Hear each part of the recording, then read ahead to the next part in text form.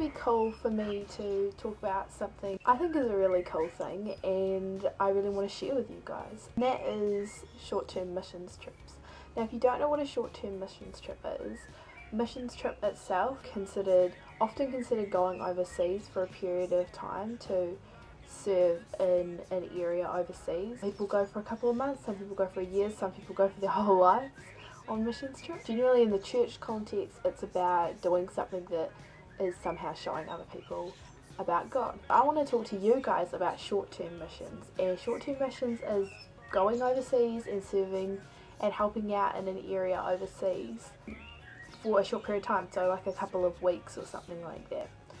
So about 3 months ago I went on a short-term missions trip, and it was the first one I've ever been on, and I went to Cambodia, and I'm wearing a bracelet that I got from there and it says Cambodia on it, and it's really cute, and I got lots of other really cool things from there. But missions trips aren't necessarily about the cool things that you can get while you're over there. It's about what it can do for you personally, and what you can offer to another country. I used to never really believe that they were necessarily a good idea or that they really made much of a difference going on short-term missions. My mind totally got changed when I went to Cambodia. So if you don't know where Cambodia is, you can Google it, but it's right near Thailand in Asia. It's right there, it's all in amongst there, which is really cool. It's a really hot place. When we went there a few months ago, it was kind of their rainy season, but it was still over 30 degrees every day, so it was really hot. People are incredible in Cambodia. They are so helpful, they're so loving and kind, and they're really cheeky and they're really funny. Really cool time with a lot of Cambodian people. We went over there kind of with the intention to serve in the area.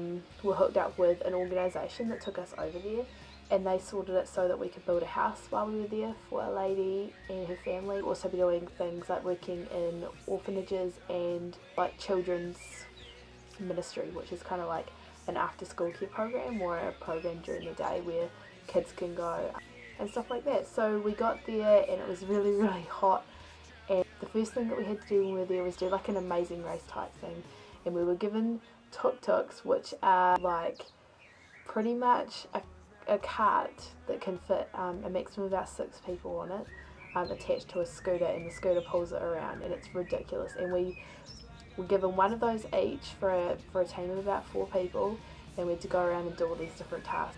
It was crazy, and it was frightening because we had to interact with other people that were over there, and it was wild. So yeah, it was a really cool way to kind of get immersed into the culture.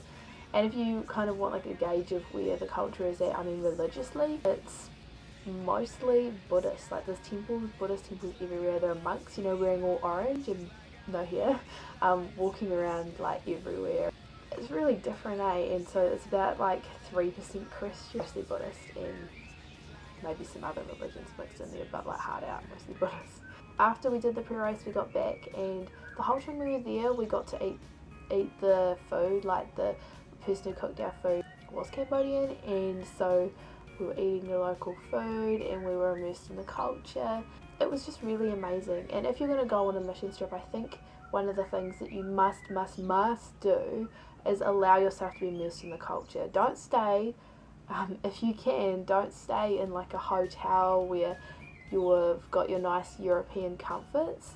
We were in this like youth hostel kind of place, and it wasn't the nicest place that I've ever stayed or anything, but it was nice enough, and people were around who lived there who did what we were doing but did it full time, so they're full-time missionaries, and yeah, it was really, really cool. And there was another team there that was doing exactly what we were doing but from somewhere else in New Zealand. While we were over there, we got to build the house, to see all the other houses that have been built, and it was incredible, like the experience of giving somebody a house and being a part of making their house. Oh, it was just incredible. Like it was just amazing to be able to give something so substantial and so practical that everyone, we all take for granted in a big way. It's really incredible, and I think that's an incredible opportunity you have in missions, is to do something that significant. Some other ones that you go on, you can build something like a well so they have fresh water or something like that. So I definitely recommend if you're going to go to build something. As far as bringing people on our team, I had a mixture of Christians and non-Christians. I am a strong believer that you don't have to be a Christian to go on a mission trip, that you can be from any walk of life and you can go. You just have to have hands and be willing to give stuff a try. About half our team were Christians and half were non-Christians.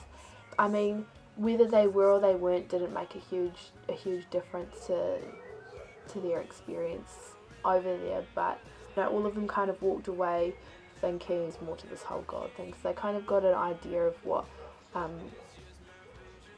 why we do what we do and what our deeper purpose was of being there. The cool thing and the scary thing about missions is it can challenge your life, like in a big way. It makes you think a lot about what you have and what you appreciate and what you don't, and we had a few of our guys who walked away and who are now looking at either travelling a lot more or actually looking at doing something like missions for a year or 2 years or 6 months so that they can do more, you know. So some of them even looking at going back, which is really, really incredible.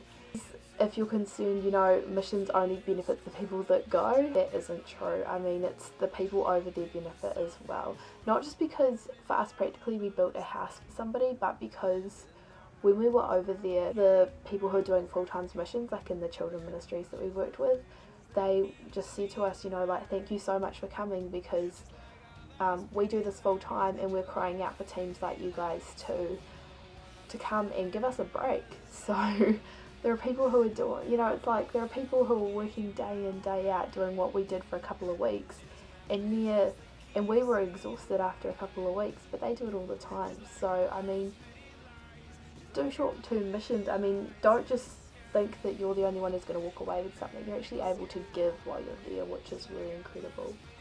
If you're planning on going, I suggest you prepare yourself for a little bit of hurt and heartbreak. I don't say it lightly, I don't say it like it happens every day. It's what you will see when you're over there, depending on the country, but I mean it's everywhere, is poverty. It's everywhere in the world, and we're so incredibly blessed in my country, in New Zealand, but also in other countries, other Western countries, where it's we don't have to deal with that, and we don't have a daily battle with poverty, and so I think you need to prepare yourself for that. But don't shut it off. You've got to allow yourself to completely be immersed in it, and in order to take all of it away and be able to grow from it, you almost need to let it hurt you. And that sounds bad, but I think that's how we grow, is through tough situations. Up the block and down the street to Nothing's Highway, and there's a beating